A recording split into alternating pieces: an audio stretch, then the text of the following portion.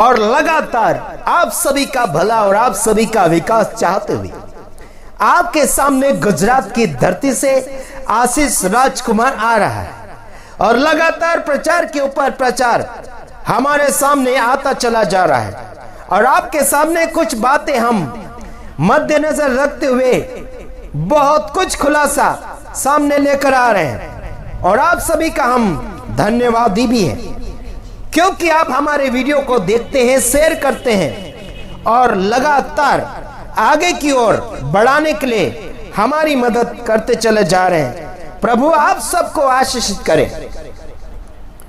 आगे हम देखते हैं रोमियो 1 का 16 वचन, सुसमाचार में न शर्माना। मतलब सुसमाचार प्रचार अगर आप कर रहे हैं तो आपको शर्माने की जरूरत नहीं है, कोई भी प्रकार की लाज रखने की जरूरत नहीं है। अनुवाद करने की जरूरत आपकी है और उसमें आपको खुलासा करने की जरूरत है। भाषा या फिर शब्द को छिपा कर बोलने के लिए कोशिश न करना। अगर आपको खुली रीति से और साफ सुथरा से अनुवाद करना आ रहा है, जिस शब्द का जिसमें लोगों को कोई समझ नहीं है उसका समझ देना चाहिए। बीच में मैंने बेविचार शब्द का अनुवाद किया था आदिवासी में, वो जो शब्द है विचित्र रीति से है, लेकिन वो बोलना बहुत जरूरी था। क्या था? उस शब्द को बोलना जरूरी है। बहुत कुछ ऐसे छिपाते हैं शब्द को जो पूरी रीति से बोलने के लिए कोशिश नहीं किया जा रहा है। आपको मैं इतना बताना चाहता हूं, 16 वचन में आप देखिए, रोमियो 1 का 16 वचन में क्या कहा गया? क्योंकि मैं सुसमाचार से नहीं लज्जाता, इसलिए कि वह हर एक विश्वास करने वाले के लिए, पहले तो यूनानी और यहूदी और फिर यूनानी के लिए, फिर उद्धार के निमित्त परमेश्वर की सामर्थ्य है। देखो, हाँ, यहां भाषी लोगों का बारे में बातचीत किया, यहूदी है ना। क्या पहले तो फिर से पढ़ना चाहता हूं, क्योंकि मैं सुसमाचार से नहीं लज्जाता, इसलिए कि वह हर एक विश्वास करने वाले के लिए, पहले तो यहूदी फिर यूनानी के लिए उद्धार के निमित्त परमेश्वर की सामर्थ्य। देखो, वहां पर जाति की बात आई, यूनानी और यहूदी की बात आ रही, लेकिन अभी अलग अलग प्रकार के लोग हैं यहाँ पर। उन सब के लिए ये परमेश्वर का सामर्थ एक उद्धार के रूप में, सुसमाचार के रूप में आ रहा है आपके सामने। उद्धार के निमित्त परमेश्वर की सामर्थ्य है।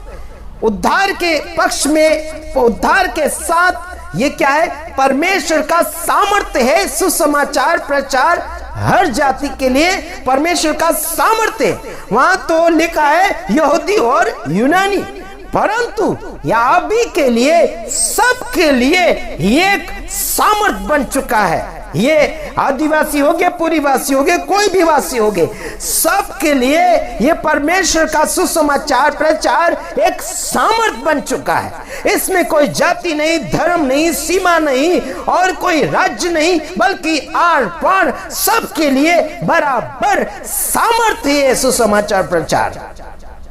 वाह! सुसमाचार का मतलब अच्छी बात का प्रचार प्रसार करना, फैलाना, अच्छी बातें फैलाना। किसकी बातें? परमेश्वर की बातें फैलाना। यह परमेश्वर का सामर्थ। परमेश्वर का सामर्थ अगर आपके जिंदगी में है तो सामर्थ्य व्यक्ति बीमार नहीं हो सकता। सामर्थ्य व्यक्ति किसी धर्म में सीमित नहीं रह सकता, वो किसी में भी जाकर प्रचार कर सकता। कोई भी धर्म के होगे, जाति के होगे, रीति रिवाज के होगे, सब में जाकर वो आर पार सामर्थ को प्रकट कर सकता है। मैं आपको ये बताना चाहता हूं, ये परमेश्वर का सामर्थ, परमेश्वर का सुसमाचार प्रचार किसी धर्म से जुड़ा हुआ नहीं है, किसी धर्म में सीमित नहीं है, किसी राज्य या देशों में सीमित नहीं है। ये परमेश्वर का सामर्थ हर व्यक्ति के पास पहुंचना चाहिए और पहुंचाना चाहिए। ये आपका और मेरा फर्ज बन चुका है। क्या सोच रहे हैं यार, क्या सोच रहे हैं? अपना अपना तेरा मेरा मत करो। कुछ लोग आईडी बना बना कर दे रहे, कुछ लोग लाइसेंस बना बना कर दे रहे, बस अपनों तक ही सीमित रख रहे हैं। अपनों तक सीमित मत रखो। मैंने कई बार कई लोगों को बोला, मैं किसी के सीमा में रह नहीं सकता, मैं आर पार हूं, मैं देश विदेश में जा सकता हूं और जा भी रहा हूं यूट्यूब के द्वारा। एक्सक्यूज मी, समझ रहे कि नहीं समझ रहे? भविष्य में हो सकता है परमेश्वर हमें देश विदेश में शरीर के साथ ले जाएगा, लेकिन अभी हम प्रचार के साथ देश विदेश में घूम रहे हैं, वीडियो के द्वारा घूम रहे हैं। देश विदेश में जितने लोग मेरे संदेश को देखते हैं, सुनते हैं, आप सभी का मैं धन्यवादी हूं, आप सभी का शुक्रगुजारी हूं, आप सभी का मैं आभार मानता हूं और आप सभी का मैं प्रेम को स्वीकारता हूं। आप सभी का प्रेम मेरे लिए लाभदायक है, आप सभी का प्यार मेरे लिए आशीष का कारण बन चुका है। आइए हम और कुछ समझना चाहते हैं। आइए 17 वचन देख लेते हैं, उसमें क्या लिखा? क्योंकि उसमें परमेश्वर की धार्मिकता विश्वास से और विश्वास के लिए प्रकट होती है, जैसा लिखा है कि विश्वास से धर्मी जन जीवित रहेगा। क्या रहेगा? विश्वास से धर्मी जन जिंदा रहता है, धर्म से नहीं। विश्वास से धर्मी जन उससे कहा जाता है जिसमें पाप नहीं है, जिसमें गंदगी नहीं है, जिसमें भेदभाव नहीं है, जिसमें तेरा मेरा नहीं है, किसी का उच्च नीच नहीं है, उसे कहा जाता है धर्मी। धार्मिकता परमेश्वर की अगुवाई में चल रहा है, उसे धार्मिक व्यक्ति कहा जाता है, उसका धर्म का नाम नहीं। यानी कहा क्योंकि उसमें परमेश्वर की धार्मिकता विश्वास से और विश्वास के लिए प्रकट होती है, जैसा लिखा है कि विश्वास से धर्मी जन जीवित रहेगा। वाह क्या बात है! विश्वास से धर्मी जन जीवित रहेगा। क्या कहा गया? विश्वास अगर है तो जिंदा रहोगे, धर्म की जरूरत नहीं पड़ती है। धर्मी बनो धर्मी, कर्मी बनो कर्मी। बात करते हो धर्म के लिए झगड़ते मगड़ते, खुद धर्मी बनो। धर्मी व्यक्ति क्या करेगा? तेरा मेरा भेदभाव नहीं करेगा। धर्मी व्यक्ति तेरा धर्म मेरा धर्म नहीं करेगा। धर्मी व्यक्ति तेरी जाति मेरी जाति, ऊंची जाति नीची जाति नहीं करेगा। समझ आ रहा है कि नहीं आ रहा? पाखंडपना और जो पाखंडी लोग होते हैं वो धर्मों का और अलग अलग प्रकार का भेदभाव करते हैं, है ना। झगड़ा फंसाने वाले और झगड़ा बनाने वाले सब ये दुष्ट शैतान की औलादे हैं। आगे देखो 18 में, परमेश्वर का क्रोध तो उन लोगों की सब अभक्ति और अधर्म पर स्वर्ग से प्रकट होता है, जो सत्य को अधर्म से दबाए रखते हैं। देखो क्या उन लोगों के ऊपर परमेश्वर का गुस्सा भड़कता है। कौन से लोगों के ऊपर? देखो अभक्ति और अधर्म, है ना, भक्ति करने वाले और अधर्म करने वाले, ऐसे लोगों के ऊपर परमेश्वर का गुस्सा भड़कता है। स्वर्ग से प्रकट होता है। देखो ऊपर से गुस्सा प्रकट होता है, धरती से नहीं। जो सत्य को अधर्म से दबाए रखते हैं, देखो जो सत्य को अधर्म से झूठ से दबा कर रखते हैं, परंपरा रीति रिवाजों में दबा कर रखते हैं।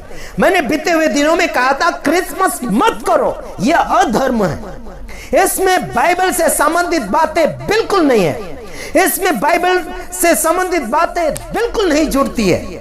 और बीच में मैंने यह भी कहा कि क्रिसमस करना बिल्कुल गलत है। कहां लिखा है करो? बाइबल से संबंधित बिल्कुल नहीं है।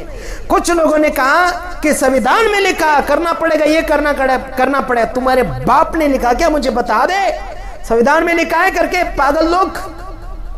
हाँ हेलो, रोमन कैथोलिक पोप लोगों ने ये सब कुछ बनाया है ना, और उनका उनका जो समाचार फॉलो करने वाले ही उसके रीति रिवाज को फॉलो करेंगे। आप लोग रोमन कैथोलिक के समाचार को फॉलो नहीं कर रहे हैं तो फिर ये क्रिसमस वगैरह क्यों फॉलो कर रहे हैं? उनके अंदर का बनाया हुआ है जड़, ये पाप है। समझ में आ रहा कि नहीं आ रहा है?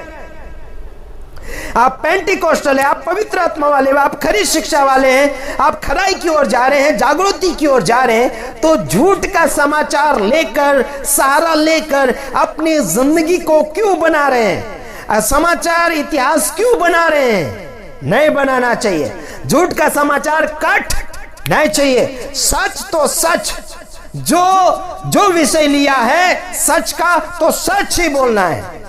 झूठे लोगों का, झूठे भविष्यवक्ताओं का समाचार सच में मिक्स नहीं करना है। इतना बोलकर समाप्ति की ओर जा रहा हूं। मैं किसी बाप की जागीर का नहीं खाता और किसी का गुलामदार नहीं हूं, और कोई भी ऐसा करेगा उसका पर्दाफाश करूंगा, चाहे बड़ा यूट्यूबर हो, चाहे छोटा यूट्यूबर हो, चाहे बड़ा प्रचारक हो, चाहे बड़ा कोई भी हो, किसी का बाकी नहीं रखूंगा। इतना याद रखना। अगर दिमाग खसक गया तो क्या से क्या कर डालूंगा, है ना? तुम सोच भी नहीं सकते हो। इतना भेद निकाल कर YouTube के ऊपर डाल दूंगा, है ना? तुम सोचते हो ना अपने आप को ज्ञानी, अपने आप को महापुरोहित, अपने आप को बड़ा रेवरेंड बिशप समझते हो ना? सबका पर्दाफाश करने में आशीष राजकुमार माहिर है। देख लो आजमा कर।